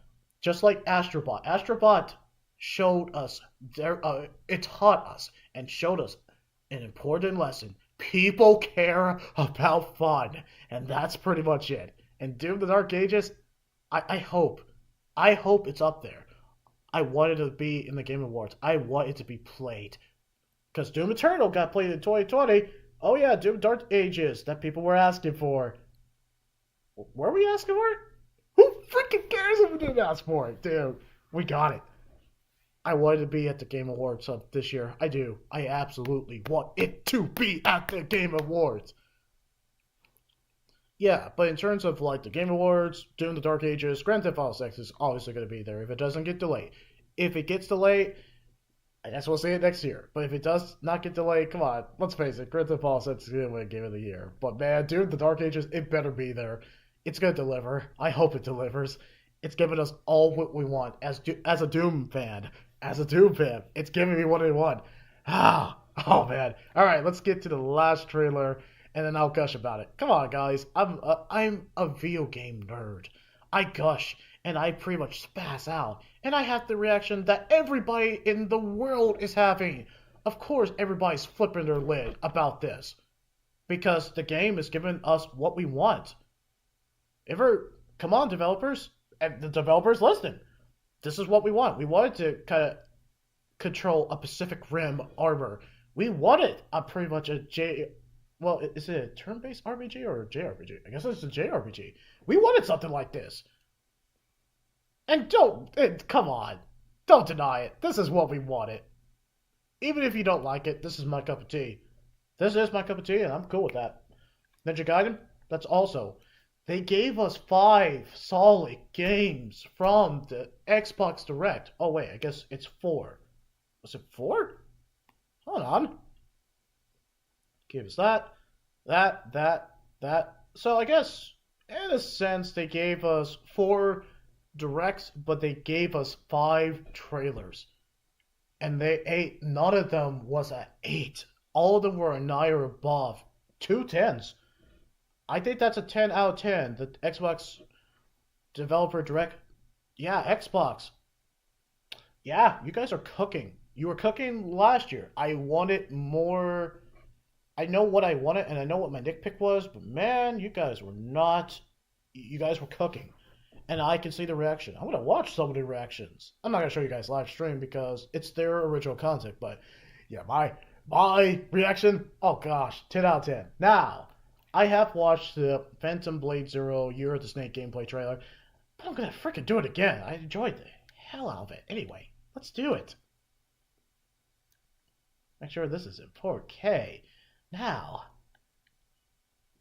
I love this trailer. Let's get back to it. Oh, yeah. It did well.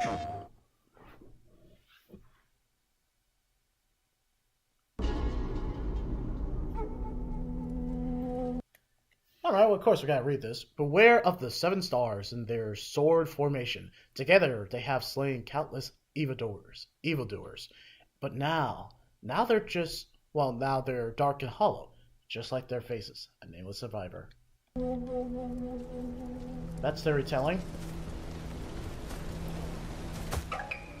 That looks gorgeous.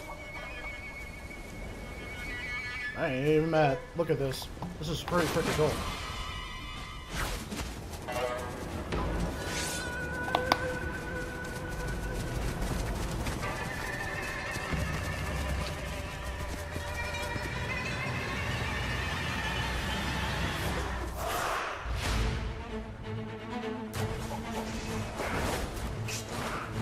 That is so stylish and cool.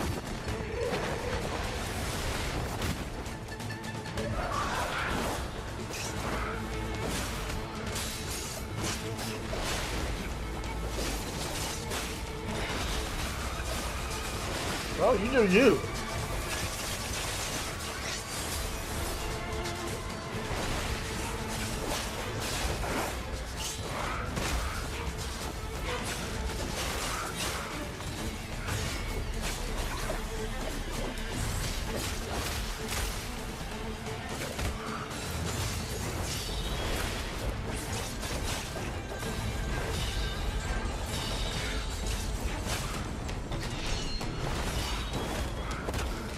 Choreography is amazing. This is amazing, and everyone knows it.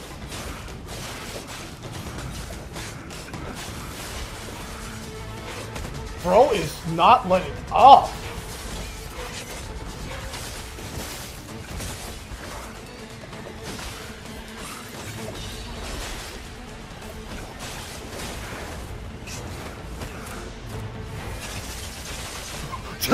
Dude, what?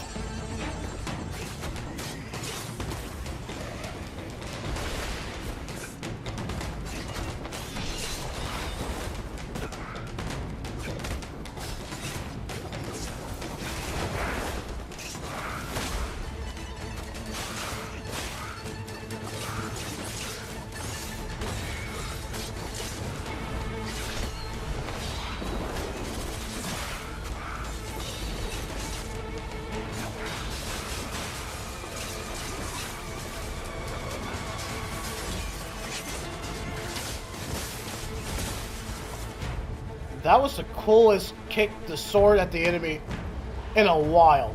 Wow, this is cool. This is absolutely... That's called Phase 2, baby. From Software has gave us anxiety about Phase 2.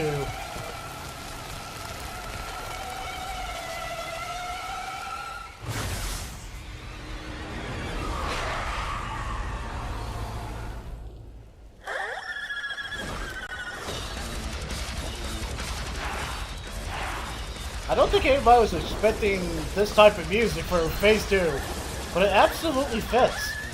That's weird that it fits.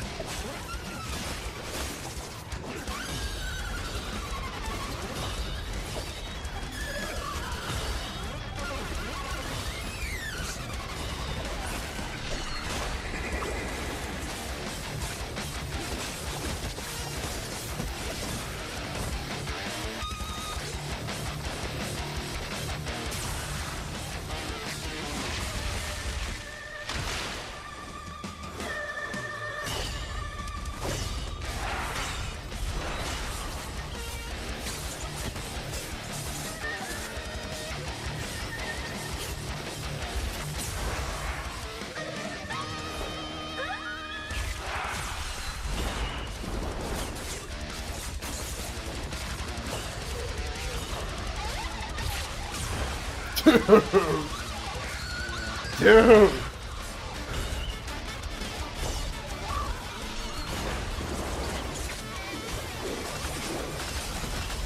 Oh my gosh, that's so cool!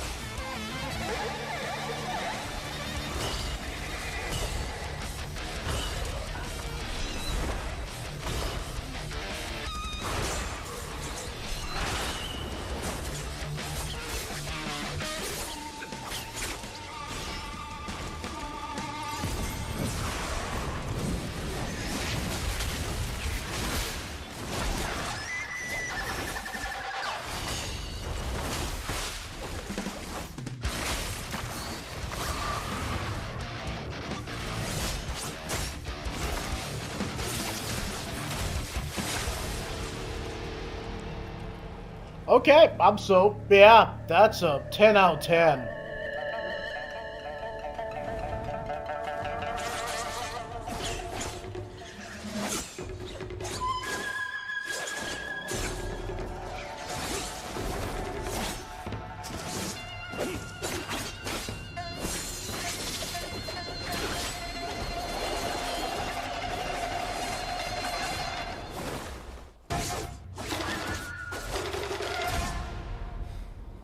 Yeah, happy year of the snake indeed. Wow. That's a 10 out of 10. That is a 10 out of 10. Let's read the comments while we're at it. I know I could have did that for the Xbox Direct, and I'll do it briefly, but man. Yeah. This guy... Okay, when did this trailer release? 2 days ago. I know I'm late to the party, but man, I had to do my reaction too. It's a 10 out of 10. From the presentation, the excellent, fantastic gameplay that Sony really should invest in this type of game. So along with that, the fantastic music, especially in the Phase 2, it took an unexpected turn. And I ain't knocking that. Along with the kind of like, it's not the strongest art direction, but it's nothing to ignore. It's pretty actually fantastic. I'm curious on where the story will go. The story could either buckle and under its own weight and kind of suck, or it could actually be an interesting story. It depends. It's not even one thing, because we have seen too many excellent boss fights for this game from a developer that I never heard of. I think this is their first game. I don't know. I really don't know. But man, it makes it seem like they've been doing this for a good while, and I love their confidence. But yeah, if the boss fights are to that caliber, oh my gosh, yeah. I think Grand Theft Auto 6 has its work cut out. They have to earn that. They have to earn that Game of the Year title. I mean, we know if it comes out this year, GG, we're done. We are done.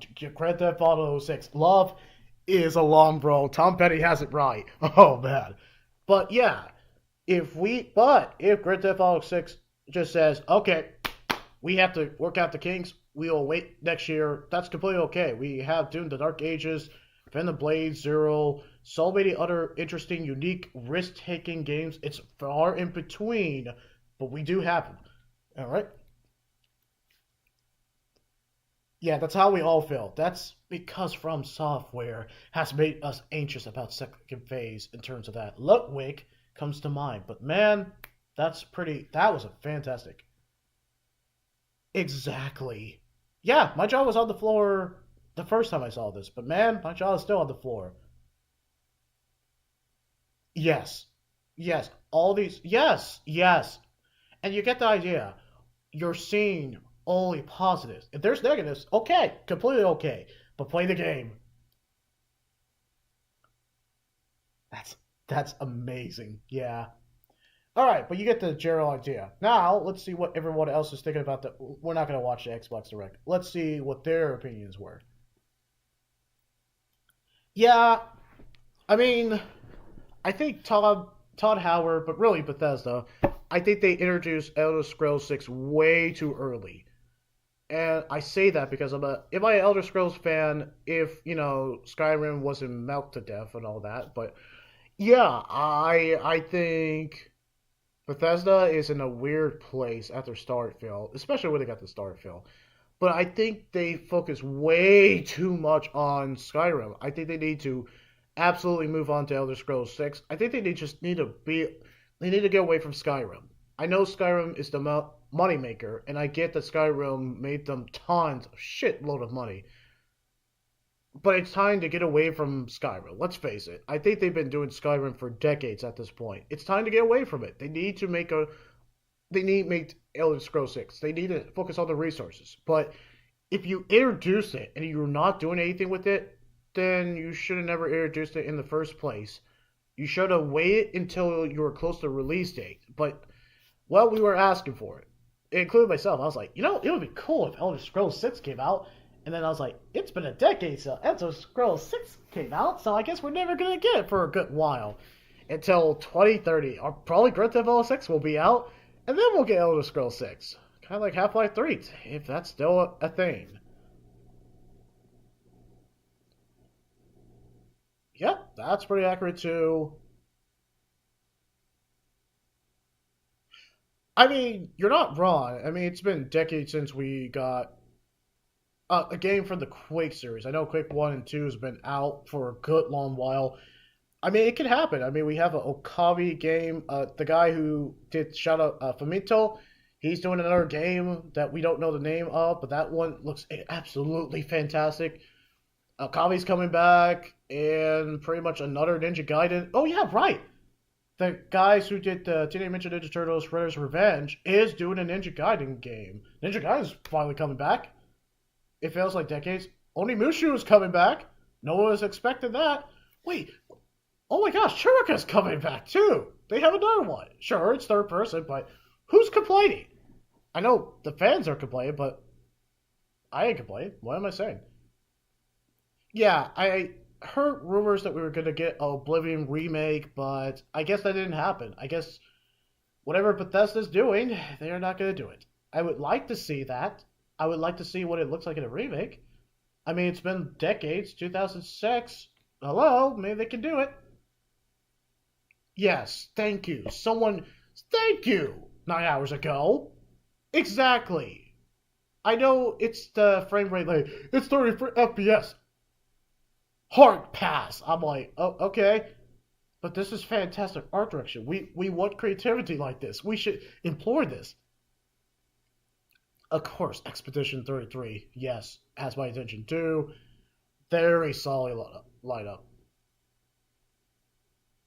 Yeah, exactly. We want Elder Scrolls 6, or we want an Elder Scrolls Oblivion remake. I think we should absolutely get that. I think we should. I don't think we're going to get it until decades, but I think we should. Todd, you have a successful Fallout show. I think it's time to put the resources to Elder Scrolls 6 or Elder Scrolls 4 Remake. But really, come on, give us Elder Scrolls 6. It'll probably be in decades. But if you finally do it, you'll make the fans happy. Anyway. Yeah, I'm sold too. I am sold on Expedition 33. I was sold when it first came out, and I'm just extremely sold now. Alright, yep. Time. That was smart.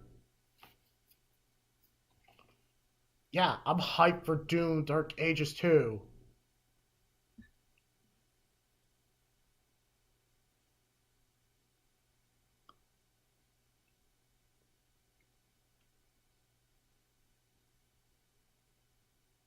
Yeah, I mean, I get the circumstance of Mick Gordon, so I get why they were saying that. That's completely okay.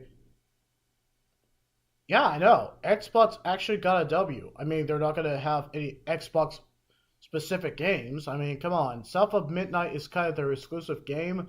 But that's not really the fundamental question that I have to ask Xbox. Hey, Xbox, where are the Xbox IPs that you acquired or basically bought out? You have Call of Duty. You have Rare. You have Perfect Dark Zero, which we don't know what you're doing with that. Or that new Perfect Dark game, I guess what you call it. But you have so many IPs, specific Xbox games. And hey, when is Gears of War E-Day coming out? I'm a happy camper. I love seeing that trailer. That trailer was freaking awesome. When are we getting it? They gave us a solid CGI trailer, but it's going to be decades until we see that. That's definitely next gen. Oh, gosh, it feels like it. Anyway. Yes, they're promising because they're actually coming out. That's what I appreciate. I appreciate it because we actually have a release date. We don't have to wait long. It's just a few months.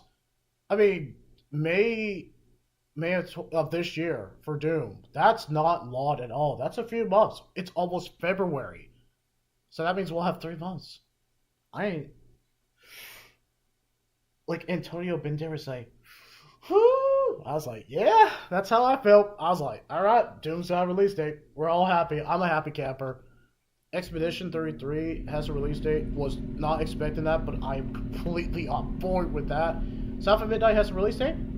Everything's good now. Even Ninja Gaiden 2, Black. That came out. That's the thing. We have games coming out. And we have games coming out besides these games. So yeah, 2025 is stacked. And I like that. After the awkward year of live service games that really were trying to push it on us on 2024, I find that refreshing that we're not going to be focusing on live service game. I'm happy about that. I am completely on board. If we get single player games like Expedition 33 or South of Midnight, if those are the standards and what we are advocating for, and when we get to the Game Awards, then yeah, gaming is back. I think it has been back. I think it was just in an awkward spot in 2024. We'll see how the rest of 2025, but man, we are stacked. Exactly. In a sense, 4 games were revealed, but man, they deliver quality over quantity. That's what we want. We wanted quality games. It's not about quantity that the Game Awards should focus on. We want, and they actually fixed that.